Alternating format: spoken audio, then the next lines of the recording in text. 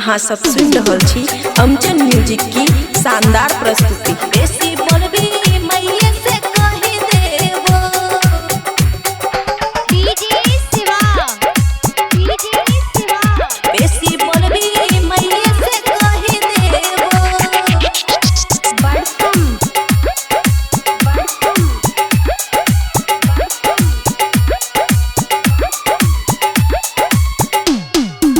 खुशी recording studio बलुआहा।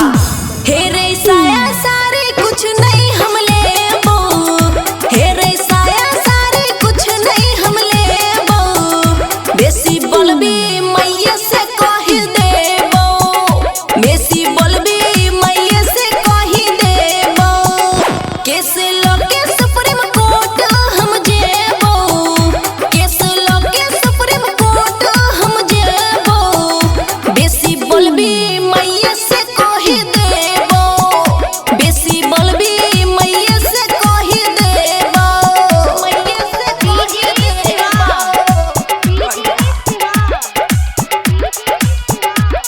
मैये से कहि देबो।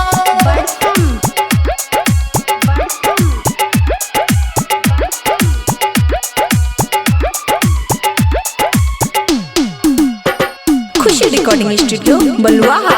मुँह देखै में लागो जेना तोहर बंदर, कोढ़िया के जन्मल छै तू छू छुंदर,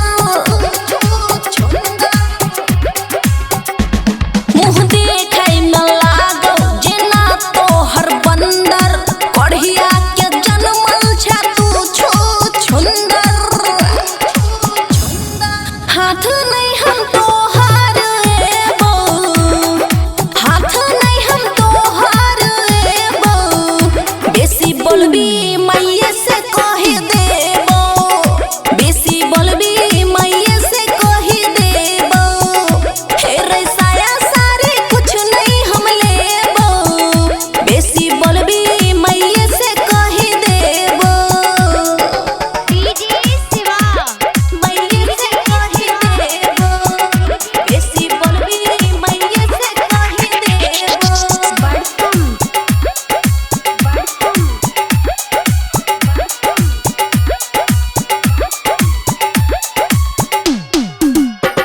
खुशी रिकॉर्डिंग स्टूडियो बलुआहा। सुन राइटर राहुल जो हमरा के भूल, खुशी नहीं करतो कहियो तोरा कबूल,